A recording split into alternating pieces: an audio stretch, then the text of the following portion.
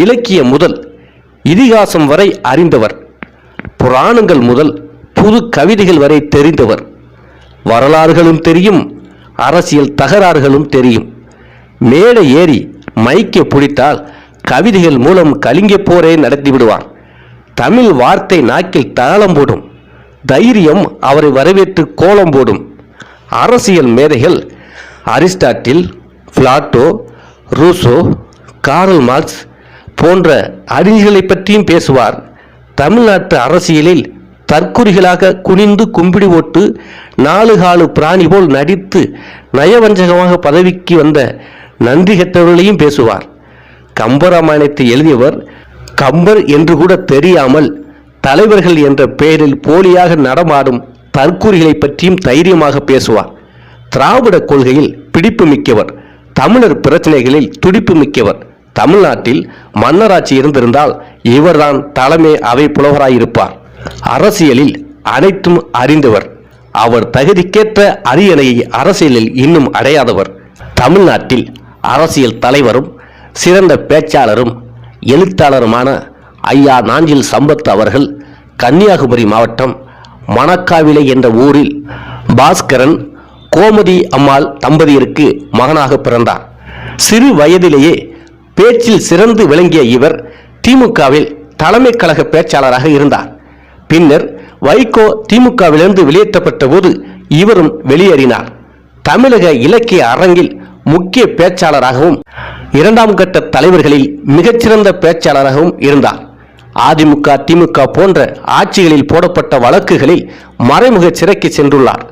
கடந்த மார்ச் 1ஆம் தேதி 2009ஆம் ஆண்டு அன்று திருப்பூரில் நாதியற்றவனா தமிழன் என்ற தலைப்பில் அனைத்து மாணவர் கூட்டமைப்பு ஏற்பாடு செய்திருந்த கூட்டத்தில் பேசினார். அதில் இந்திய இறையாண்மைக்கு எதிராக பேசியதாக தேசிய பாதுகாப்பு சட்டத்தின் கீழ் கைது செய்யப்பட்டு சிறையில் அடைக்கப்பட்டார். நாஞ்சில் சம்பத் அவர்களுக்காக மதிமுகவின் பொதுச் செயலாளர் வைகோ அவர்கள் வாதாடினார். இவ்வாறு திராவிட கொள்கைகளுக்காகவும் திராவிட சித்தாந்தங்களுக்காகவும் அவர் சிறு வயதிலிருந்து இன்று வரை பல பிரச்சனைகளை சந்தித்து வந்தார். ஆனால் எத்தனை வழக்குகள் போட்டாலும் எத்தனை முறை சிறைக்கு தள்ளினாலும் அவருடைய கொள்கையிலிருந்து என்றும் விலகினதில்லை. அவர் பேச்சில் சிறிதளவும் மாற்றமில்லை. தைரியம் என்றால் அது ஐயா நாஞ்சில் சம்பத் என்று சொல்லும் அளவிற்கு இன்றும் அவர் பேச்சில் ஒரு நேர்மை இருக்கும். தமிழ்நாட்டில் திராவிட முன்னேற்றக் கழகம், அண்ணா திராவிட முன்னேற்றக் கழகம், மறுமலர்ச்சி திராவிட முன்னேற்றக் கழகம் என்று அவர் செய்த மேடை பிரச்சாரங்கள், தேர்தல் பிரச்சாரங்கள், திராவிட கொள்கைகள் என்று அவருடைய உழைப்பு சொல்லி மாளாது. எந்த தொகுதியில் எந்த கட்சி சார்பாக அவர் பேசினாலும் அந்த தொகுதி தேர்தலில் சற்று வாக்கு வங்கி கூடும். அந்த அளவுக்கு மக்களின் வாக்குகளை கவரக்கூடிய சிறந்த பேச்சாளர் ஐயா நாஞ்சில் சம்பத் அவர்கள். இன்றைய தமிழ்நாடு அரசியலில் நன்கு அறிந்த வரலாறுகளை, புராணங்களை தெரிந்த ஒருவர் என்றால் அது ஐயா நாஞ்சில் சம்பத் தான் என்பதில் சிறிதும் சந்தேகமில்லை. அந்த அளவிற்கு அறிவில் ஒரு முழு மனிதர். இவர் பல நூல்களையும் எழுதியுள்ளார். இலக்கிய பூங்கா, பதிலுக்கு பதில், பேச பெரிதும் இனியவன், என்னை தொட்ட NSK, நான் பேச நினைப்பதெல்லாம் போன்ற நூல்களை எழுதியுள்ளார். இலங்கை அதிபர் ராஜபக்சே வரும் நிகழ்ச்சிக்கு நாஞ்சில் சம்பத் அவர்களுக்கு அழைப்பு விடுக்கப்பட்டு இருந்திருக்கிறது. அந்த நிலையில் அவர் அதை தவிர்த்துவிட்டு துபாயில் நடைபெற்ற நிகழ்ச்சி ஒன்றுக்கு சென்று விட்டதால் வைகோ மற்றும் நாஞ்சில் சம்பத்துக்கிடையில் கருத்து வேறுபாடு ஏற்பட்டதாக கூறப்படுகிறது. இதனால் மதிமுகவிலிருந்து நாஞ்சில் சம்பத் வெளியேறக்கூடும் என செய்திகள் வெளியாயின.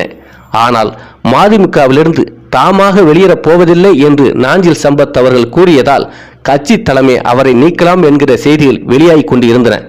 இதைத் தொடர்ந்து அவர் அந்த கட்சியிலிருந்து விலகி அதிமுக பொதுச் செயலராக இருந்த ஜெயலலிதா அம்மாவை சந்தித்து அதிமுகவில் இணைத்துக் கொண்டார். அதன் பிறகு அண்ணா திராவிட முன்னேற்ற கழகத்தின் பிரச்சார பீரங்கியாக செயல்பட்டார். அண்ணா திராவிட முன்னேற்ற கழகம் ஆட்சிக்கு வர இவரது பிரச்சாரமும் ஒரு காரணமாக இருந்தது. ஏனென்றால் எதையும் ஏனோ தானோ என்று பேச மாட்டார். வரலாற்று பூர்வமாக புள்ளி விவரத்தோடு பேசக்கூடிய ஒரு சிறந்த பேச்சாளர். அது ஆளும் கட்சியாக இருந்தாலும் சரி, எதிர்கட்சியாக இருந்தாலும் சரி, எந்த கட்சி தலைவராக இருந்தாலும் சரி, சமரசம் இல்லாமல் போல்டாக பேசக்கூடிய ஒரு தலைவர்.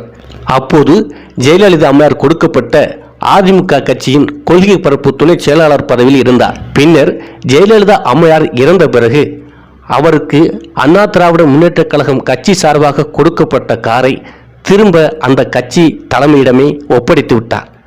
அப்போது இடைக்கால பொதுச் செயலாளராக சசிகலா அம்மையார் இருந்தார். இதனை கேள்விப்பட்ட சசிகலா அம்மையார் அவரை அழைத்து மீண்டும் கட்சி பணியாற்ற வேண்டும் என்றும் சாவியை உங்களிடமே இருக்கட்டும், காரை பயன்படுத்துங்கள் என்றும் கொடுத்து விட்டார். அவர் வேண்டுகோளுக்கு இணங்க அதை பெற்றுக்கொண்டு மீண்டும் அதிமுக கட்சியில் பணியாற்றினார். இன்றும் சசிகலா அம்மையாரை விட்டு கொடுக்காமல் பேசக்கூடியவர். ஏனென்றால் அரசியல் தெரிந்தவர். சசிகலா அம்மையாரின் ஆளுமை எவ்வளவு என்பது திரு நாஞ்சில் சம்பத் அவர்களுக்கு தெரியும். இன்றும் அதிமுக சசிகலா அம்மா கையில் போகும் என நம்பக்கூடிய மிக பெரும் முதிர்ந்த தலைவர் நாஞ்சில் சம்பத் அவர்கள். அந்த அளவிற்கு சசிகலா அம்மையாரின் ஆளுமையை நன்கு அறிந்தவர். பின்னர் சசிகலா அம்மையார் சிறை செல்ல வேண்டிய சூழல் வந்த பிறகு அண்ணா திராவிட முன்னேற்ற கழகம் பிரிந்தது.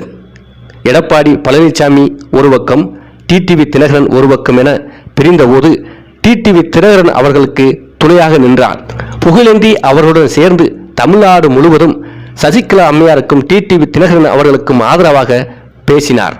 அப்போது திரு டிடிவி தினகரன் அவர்கள் புதிய அரசியல் கட்சி ஒன்றை தொடங்கிய போது அந்த கட்சியின் பெயரில் திராவிடம், அண்ணா என்ற பெயர்கள் இல்லாததால் அந்த கட்சியிலிருந்து வெளியேறினார். இப்பொழுது திராவிட பேச்சாளராக அரசியல் களத்தில் பேசி வருகிறார். சமூக வலைதளங்களிலும் தொலைக்காட்சி விவாதங்களிலும் நேர்மையான அரசியலை பேசி வருகிறார்.